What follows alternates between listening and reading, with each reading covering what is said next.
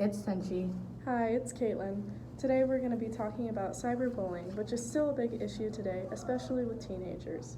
According to the Pew Research Center, nearly half of U.S. teens ages 13 to 17 report ever experiencing at least one of 6 cyberbullying behaviors asked about in their studies. 15% of teens say that they have experienced someone other than a parent constantly asking them where they are, what they're doing, or who they're with, while 10% say that they have been physically threatened, and 7% of teens say that they have explicit images of them shared online without their consent. I've never actually experienced cyberbullying myself, but I actually feel bad for teenagers like our age, especially like when you're in high school, especially cyberbullying is going higher and higher as you go, because our generation with social media is actually going increasing, and new social medias are coming up, so it's like it's higher risk of people actually saying mean stuff online. Yeah. I actually can think of an example where one of my friends had an ex-boyfriend that when she broke up with him, he would continuously send her threatening messages and also graphic violent videos. Damn.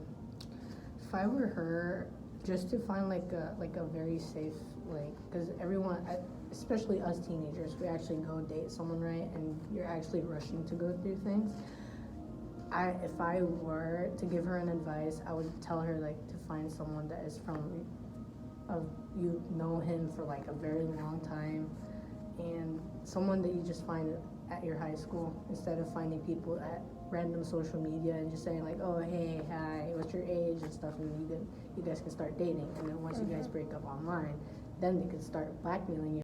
I feel that's a very common pattern for people to just feel more comfortable threatening others when it isn't face-to-face, but it's still clearly hurtful to the people receiving these messages. Yeah, my friend is still worried about this ex to this day thanks to those messages, even though it's been several months since that's happened. Some other impacts on the victims of cyberbullying, according to the American Psychological Association, include educational harm by affecting a student's attendance or academic performance, relying on negative coping mechanisms such as substance abuse as a way to deal with the stress of cyberbullying, struggling with self-harm, or even suicidal thoughts. And according to the Australian Human Rights Commission, victims can experience significant social isolation and feel unsafe. They also note that victims often feel a loss of self-esteem along with feelings of shame and anxiety. It's terrible seeing how cyberbullying affects people so badly, especially with us teenagers. It makes me wonder how someone could do this, but I think it just connects back to the idea that most people don't think cyberbullying is nearly as serious as it actually is, and it's difficult to solve an issue if people don't believe it's very much of a problem. Pacer's National Bullying Prevention Center also has an article listing some reasons that cyberbullying isn't talked enough. These reasons include 1. Youth are worried to reach out to their parents because they're worried about their devices being taken away. 2. The victims think they should be able to fix it on their own. Or 3. They feel the reason they're being cyberbullied is too personal to talk about with others that might have the capability to help them in these cases.